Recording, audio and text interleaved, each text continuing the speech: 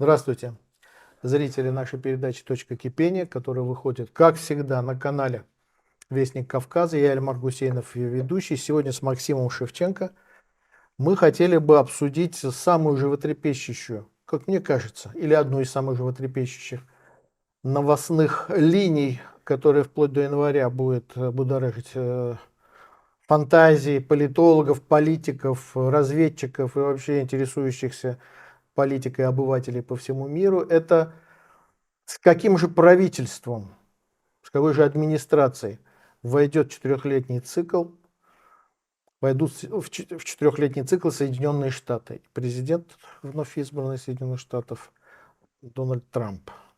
Максим, что это за команда, которая уже практически сформирована? То есть она не утверждена еще, естественно, Конгрессом, но она названа, практически все посты обозначены. Что это? Логика какая здесь? Что это за люди? Ну, давай, я вот такой предложу сразу формат обсуждения. Мы не американисты с тобой, есть блистательные американисты, там, Малик Дудаков или Борис Межуев или другие там, которые, понятно, глубоко и детально знают это все. Но в целом я хочу концептуально вот описать ту картину, которая складывается на наших глазах. Очевидно, что Трамп, его назначение произвели эффект просто вот как если бы в такой как бы муравейник плеснули кипятка, понимаешь? Или посадили бы енота. Муравьеда, более точное определение. Что только ты считаешь муравейником? Муравьеда посадили муравейником, я считаю, глобальный, сложившийся консенсус всей этой сволочной элиты мировой, понимаешь, которая уже считают, что мир давно ее собственность, в которой она может как угодно тратить свои деньги и так далее, и как угодно организовывать управляемый хаос. Тут война, тут мир, тут еще чего-то, тут ракеты, там бомбы передаем. И что все действует по их сценарию. И вдруг вот возникает момент, благодаря американцам, когда у нас есть подозрение, хотя у нас есть и конспирологическая всегда теория о том, что не все так просто и на самом деле все организовано. И что Трампу дали победить. Дали победить Трампу, что все это манипулируемо, все это под контролем.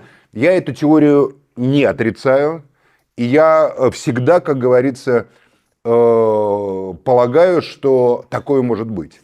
Но я хочу сейчас представить более оптимистическую с точки зрения человека и человеческого существования на этой земле теорию. Помнишь, как вот герой Мастер Маргарита говорит, ну есть еще одна, говорит, теория, да? Что Аннушка уже отрезала, значит, разлила подсолнечное масло, да? Каждому теория, каждому воздается по вере его. Вот моя вера в то, что все-таки люди в какой-то момент не являются полностью рабами или марионетками того информационного либерального тоталитаризма, которому уже кажется, что он справился со всеми, залез в каждый мозг, в каждое сердце, и что американцы выбрали Трампа, может быть, глубоко не продумывая это, но инстинктивно чувствуя, что Трамп со всеми его этими такими шовинистическими, как говорят феминистки, заявлениями там, про отношения мужчин и женщин, со всем его поведением, которое он демонстрировал всю свою жизнь, он является человеком, он похож на человека, он ошибается, он действует исходя из эмоциональных каких-то моментов, да? Он проявляет эмоцию человеческую, а противостоит ему как будто какая-то безликая сила.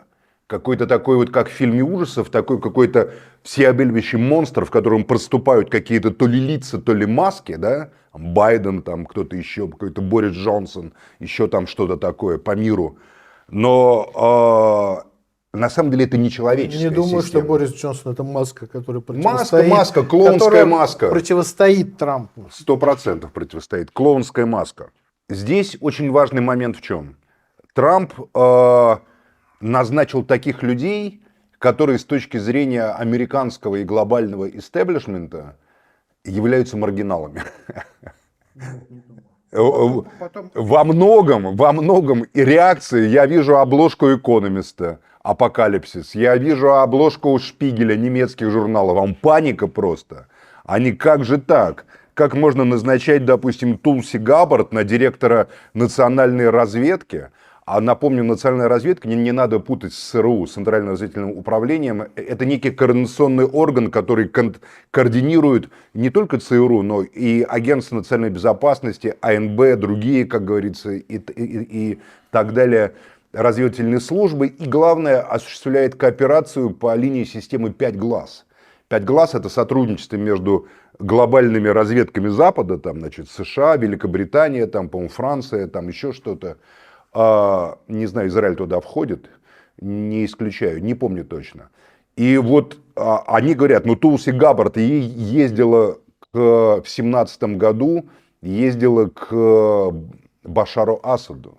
17-й год, это как раз, когда там уже была, российские войска были, она встречалась с Асадом, как раз когда Трамп, значит, был первой его каденция президентская, да, значит, с 16 по 20 год. Они говорят, она российский агент.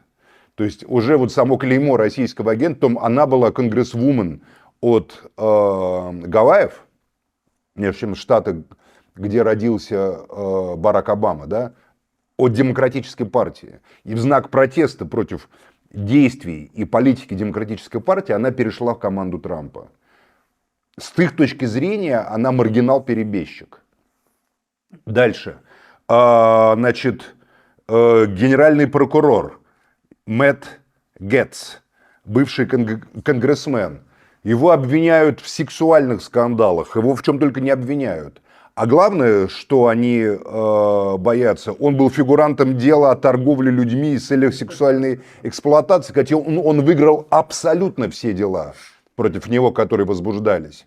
И он точно будет расправляться со всеми, и Трамп уже дал ему такое поручение фактически, со всеми, кто организовал всю эту травлю, и его, и Трампа. Мэтт Гетц – это тот человек, который будет действовать, ну, в общем, разрушая вот это все. Они все будут так действовать. Все, может быть, все, да не все. Я объясню, почему. Даже вот почему они есть разные. Понимаешь, кто-то мне активно не нравится, как Марко Рубио, который заявляет активно такую право-произраильскую позицию. Но в этой же команде есть другие люди. Есть, допустим, значит, наш горячо любимый Илон Маск, да, который вдруг встречается с послом Ирана, да, который заявляет о готовности инвестировать в Китай. Трамп не позволяет упаковать его команду в одну какую-то версию, в один какой-то кокон. Ну, Илон Маск давно инвестирует в Китай. Да, но все считают, что по логике игры Трамп должен объявить Китаю какие-то торговые войны. Почти наверняка объявит. И Китай так считает тоже, да, при всем при этом. Но, на мой взгляд, эта команда, она, ну, как бы не позволяет с высокой долей вероятности прогнозировать, какую именно стратегию Трамп изберет в той или иной ситуации. И последнее решение демократов о ракетах, значит, которые могут там бить туда-сюда, это, очевидно, желание поджечь перед уходом мир настолько, чтобы оставить Трампу неразрешимые проблемы. Неразрешимые проблемы в отношениях с Россией, неразрешимые проблемы на Ближнем Востоке, подписание лихорадочное соглашение об обмене разведданными между США и Филиппинами. Это проблема, которую трудно решить на китайском направлении. Потому что Трамп много раз доказывал, что в нем вот это человеческое взять и позвонить Ким Чен Ыну, да? Взять и встретиться с Ким Чен Ыном. И он, кстати, неплохо с ним договаривался. Да, конечно. А я считаю, что он точно так же может договориться и с иранцами, допустим. Он точно так же, Трамп может перейти внезапно от такой фобии и сказать, прилететь в Тегеран, например, встретиться с Рахбаром, да, с духовным лидером, и сказать, вы знаете, я решил проблему отношений Тегерана и Тель-Авива, значит, там Иерусалима, все будет, палестинское государство будет, и на Ближнем Востоке будет мир, я принес вам мир. Я вообще не исключаю такую у него тоже ситуацию. Я не исключаю, что он договорится, но только договорится с позиции силы. То, чего Байден не мог делать. Он так в прошлую каденцию практически договорился с китайцами, ничего не уступая, а давя на них просто со страшной силой. Байден с китайцами не хотел договориться, поскольку демократы инвестируют в Китай, чем самим собой договариваться. Я говорю о Трампе. Правая рука слева. Я говорю о Трампе. Вот. И точно так же он ни с кем не будет договариваться, просто я вам отдам. Нет. Это Нет. будет разговор с позиции силы, и там, где люди это понимают, они Трампу уступят. Естественно, Смотри, его не в случае с Москвой. главный Не в враг случае с Трампа Москвой. и тех, кто стоит за его спиной, не Иран, не Китай, не Россия, не Хамас там, не Талибан, не Аль-Каида, запрещенные в России, не кто-либо еще. Главный его враг это глобальный истеблишмент, глава которого в США существует в форме демократической Вот партии с этим и глубинного истеблишментом и будут государства. расправляться назначенные им люди. Вот, поэтому, главная логика такая. когда он атакует Китай, когда он говорит, я ужесточу меры в отношении Китая, считай, эти меры ужесточаются не в отношении Китая, а в отношении тех американских компаний, которые аффилированы с демократами, и глобальных фондов, которые инвестируют в Китай. Совершенно верно. И потом очень может так случиться, что одна угроза подвинет переговоры, и Китай с Соединенными Штатами договорятся без проблем. Поэтому, вот Иран, например, никаких прямых отношений у глобализма с Ираном нету. Но Иран от глобализма получил разрешение по так называемой ядерной сделке частично продавать там глобализм, закрывает глаза на торговлю Ираном нефтепродуктами. Трамп может сказать, а зачем вам вот находиться в такой... Потому что если Китай имеет просто с глобальной экономикой, с глобалистами конкретные финансовые отношения, понимаешь, то Иран таких отношений не имеет. Ну, по крайней мере, зримых, ясных. Китай-то не скрывает вот эти почти 2 триллиона инвестиций, если не больше уже, понимаешь, которые там американских, ну, глобальных фондов, глобальных денег. В Иране ничего подобного нет. Поэтому он скажет, а вот Иран, давайте вот так вот. У Ирана есть составляющая, которой иранцы не могут поступиться. Это мистическая составляющая. Потому что вот этот фактор в иранской политике, он достаточно весом и достаточно существенен. И тут, конечно, у Трампа будет только одна сложность, что на него будут давить эти правые евангелисты, правые американские церкви, которые являются исламофобами по сути своей. И, ну, ты знаешь, богословие это такая интересная вещь, я так тебе скажу, что богословие, в ней можно прийти, она обладает таким схоластическим потенциалом, что доказать, что если ты сегодня говоришь, что черное это черное, то с помощью схоластического богословия ты завтра можешь доказать, что черное это белое, именно поэтому оно черное. Особенно у шиитов, да. И у протестантов, да у всех, поверь, у шиитов, у суннитов, у протестантов, у всех абсолютно. У шиитов особенно. Схоластика, она везде одна и та же. Поэтому, это поэтому, я не в качестве осуждения. Поэтому Трамп, вот что напоминает мне его команда? Она напоминает мне, он республиканец, а республиканцами в гражданскую войну были северяне, как известно, которые символизировали мощь государства. Но тут как будто они поменялись, а демократами были как раз конфедераты-южане. Вот армия генерала Ли, сейчас там, они поменялись. значительная часть была демократов, да. Но конфедераты были повстанцы. Конфедератов было гораздо более человеческого. Если ты вот прошелся бы перед Геттисбергом по армии генерала Ли, там в отрядах Пикета, да, которые погибли во время этой знаменитой атаки, решившей исход войны, да, во многом, то ты спросил бы, вы за что воюете? Тебе никто не сказал бы, мы воюем за рабов, там, потому что никто из них не обладал никакими рабами. В основном там были бедняки. Армия южан это были люди в обносках, там, у них и формы, вот, они в кино все идут в какой-то серой форме, ну так они все разноцветно выглядели, как армия, как махновцы фактически были. Но они тебе сказали бы, мы воюем за наше достоинство, за американскую мечту, за те права и возможности отцов-основателей. Вот рядом с нами воюют протестанты, там, католики, там, кто-то еще, там, мормоны, возможно, там, и какие-то еще люди, понимаешь. Индейцы, кстати, поддерживали южан, как ни странно, конфедератов в гражданскую войну, больше, чем северян, понимая, что с людьми договориться можно, а с государством договориться нельзя. Вот сегодня команда Трампа, она бросает вызов государству. Она мне напоминает армию генерала Ли во многом.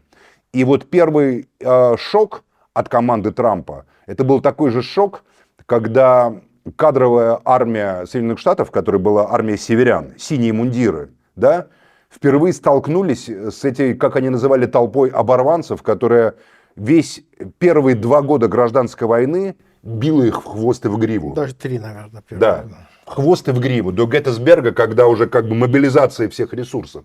Вот сейчас они пребывают в такой же ситуации. Команда Трампа, там есть люди совершенно разных взглядов в этой команде. Что их объединяет? Их объединяет одновременно Роберт Кеннеди, например, да? Представитель династии Кеннеди, знаменитой великой демократической династии, католик. Кеннеди католик, он его назначает министром здравоохранения, а Кеннеди чем известен? Кеннеди известен своими публичными обвинениями в заговоре Всемирной организации здравоохранения и так далее, и так далее, и так далее. Мы даже это не будем повторять, потому что это все запрещено в Ютубе, да? Как бы повторять то, что он говорил. И Трамп его назначает министром здравоохранения, потому что Кеннеди взорвет, как пишут специалисты, всю эту коррумпированную систему здравоохранения, которую создали демократы, со всеми этими вроде как страховыми гарантиями неимущим, а на самом деле огромными доходами страховым компаниям, которые связаны опять-таки с глобальными фондами. То есть совершенно разные люди, разных взглядов, которых объединяет одно.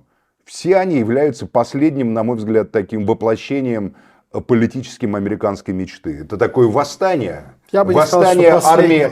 Это новая армия конфедератов в политическом измерении. Америка показала, что она практически в любой момент своей истории, вот этими последними выборами, может собраться вокруг какой-то идеи. Я не говорю хорошей или плохой, но она может собраться вокруг какой-то идеи. Последнего слова там никогда не будет. Ни там с демократами, ни за республиканцами. Она может собраться и истеблишменту показать кукиш и направить страну в другое немножко направление. Можно я кое-что тоже добавлю? Давай, конечно, Знаешь, обязательно.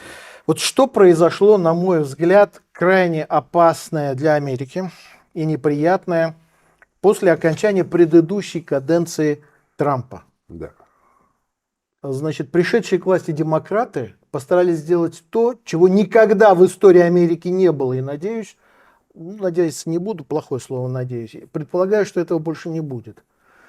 Они решили преследовать и наказать своего политического противника, предыдущего президента, за его взгляды. Его привлекали к суду, по каким только поводам не привлекали. Значит, к нему являлись агенты ФБР домой и арестовывали документы, которые любой президент Соединенных Штатов по закону имеет право взять и создать так называемую свою библиотеку или архив. Есть архивы всех президентов Соединенных Штатов, где исследователи, писатели, журналисты могут работать. Значит, его наказывали за то, что является правом президента. Его хотели уничтожить политически, расправиться с ним после того, как он отбыл свой президентский срок. Этого не было никогда. Это противоречит, какими бы они ни были, но историческим традициям американской демократии. Не следует удивляться, что на ключевые должности в спецслужбах здесь, а их много, начиная от ФБР, кончая различными разведками, объединением, координационным ЦРУ, координационным ведомством, которое координирует деятельность разведок, назначены люди, которые кажутся, может быть, случайными. Они не случайные. Задача этих людей полностью вычистить эти ведомства, чтобы никогда в этих ведомствах не возникала даже мысль о том, что можно преследовать президента, отбывшего свой срок в Соединенных Штатах, за его взгляды и за его действия. Вот их главная задача. Не надо удивляться. Здесь могли появиться, знаете... Глобальные либералы – это марионетки. Это вычистить нельзя. Это должна быть революция, которая сломает их власть. Поскольку вычистив от каких-то персонажей... Вот эту революцию и готовит Трамп сейчас, начиная с января, как мне кажется. Ну, поэтому я лично, во-первых, у меня нет стопроцентной уверенности, что ему позволят дожить до 20 января. Раз. Много уже как бы Байден открыто ему угрожал, говорит, я, говорит, предупреждаю Иран, не убивать Трампа. Это же открытая угроза. Ну, в Иране тоже немного дураков, чтобы взять... Нет, Иран вообще ради Байдена приходит... Илон Маск встречается с послом Ирана в ООН. Да, понимаешь? Кстати, об интеллектуальном Нет, недостатках демократов. это говорит о том, что они уже подготовили убийство Трампа от имени Ирана. Слушай, не успел Буш-младший стать президентом, как ему организовали 11 сентября. Я не верю, никогда не поверю, что это саудовцы организовали, и Бен Ладен организовал 11 сентября. Посмотрим. Это же понятно, что и сразу втянули Посмотрим. республиканцев, которые планировали тогда еще чистку определенную внутри США, сразу перевели на международную борьбу с терроризмом. И вообще 8 лет Буш только и занимался Ираком и Афганистаном, а не Америкой. А в Америке про него снимали фильм. Там, что это он сам организовал, демократы снимали. Но я уверен, что это организовали как раз, может быть, не демократы, но глобалисты. Это же безусловно. Это очевидно. Здесь то же самое. Трампу открыто угрожают убийством. Трампу уже показали, что полно, мы организовали там полно сумасшедших, которые могут это сделать. Поэтому дожить до 20 января это первое. Ну, Потом до 20 января... как раз вот время сумасшедших, по-моему, прошло. Не будет больше этих митингов, куда он будет выходить. Все, дело сделано. Поэтому, если что-то и произойдет, это уже будут не сумасшедшие, мне кажется. А 20 января еще, ведь следующее произойдет. До 20 января, до вступления в президентскую должность, они еще хотят подлить бензина в огонь мировой войны везде, чтобы везде полыхало так, чтобы Трамп столкнулся не с политическим процессом, который можно урегулировать, а желательно с какой-нибудь глобальной катастрофой, которую уже вроде разрешения бить дальнобойными ракетами. Например, это там Россия Но я думаю, должна что, отвечать. кстати, тоже в Кремле сидят люди разумные и сейчас все это анализируют. Мне кажется, что такие провокации примитивные, они не пройдут с Кремлем. Кремль будет смотреть, что будет делать, начиная с января, сам Трамп. И тогда отвечать серьезно или как-то. А сейчас, когда идет вся эта чехарда, вряд ли эти глупости демократов подвигнут Кремль на какие-то радикальные действия. Мне кажется, там люди пограмотнее сидят, чем об них думают американские демократы. Ну, это мое мнение. Ну, в принципе, да. Ну, в общем, так или иначе, на наших глазах разворачивается то жесткое противостояние, очень свирепое и бескомпромиссное, о котором мы неоднократно предупреждали. Мы говорили о том, что победа Трампа не будет никаким мирным переходом политической власти. Потому что Трамп неизбежно будет уничтожать тех, во-первых, семью Байденов. А Украина – это же место, где они спрятали, спрятаны очень такие серьезные тайны, да? Начиная от того, почему это все случилось, и кончая всякими газовыми делишками, которые семья Байденов там осуществляла. Кроме этого, поставки оружия. Кроме этого, ближневосточный конфликт, кризис, само событие 7 октября, вокруг Газа нуждаются в расследовании. И много чего другого. И, конечно же, те, кто ожидает, что 20 января Трамп примет присягу, из его врагов в ужасе трепещут. Потому что американский президент, как над ним, как его не вышучивает, это человек, обладающий огромными полномочиями. Да, тем более, что Сенат за него. Не только Сенат. Конгресс. Весь Конгресс. Да. Поэтому, генеральный прокурор его человек. И он консолидировал вокруг себя тех людей, которые несут в себе символ той, может быть, киношной Америки, да, в которой человек, в принципе, перед лицом вот этого глобального такого капитализма серьезного, имеет возможность оставаться человеком. Такой голливудский сюжет. Там какой-нибудь опустившийся адвокат, Пол Ньюман, бросающий вызов коррупционной системе здравоохранения, был такой великолепный фильм «Процесс» с его участием. Как он выигрывает внезапно дело против такого богатого врача, который в пьяном виде дал неправильно анестезию, пациентке, да, и он вопреки всему выигрывает. Это правда или неправда, я не знаю, но это является частью американской мечты. И Трамп во многом символизирует эту мечту. Да, и судя по выборам Трампа, и не только мечты, но и реальности. Ну, посмотрим. Возможно, это последний предсмертный писк этой мечты. Нет, и демократы, потом глобалисты учтут, дождутся ухода Трампа в крови и пепле, понимаешь, горящего мира. а потом как бы перестроят все по-своему. Ну да, все может быть, но потом опять придут республиканцы, а потом придет еще один Трамп. Не факт. Сейчас не получилось вот у них, это значит, что у них, может быть, и никогда не получится у демократов. Не факт. Мне кажется, что запас прочности американской политической системы тоже не вечен. Такой уровень конфронтации, который мы сейчас наблюдаем, он фактически привел все время к гражданской войне, к катастрофе. А гражданская война, ну, представляешь, если бы в ту эпоху были пулеметы и самолеты? Они пережили гражданскую войну, консолидировались, выиграли Первую мировую, выиграли А они Вторую минус мировую. миллион американцев. Они свалили пережили. Советский Союз.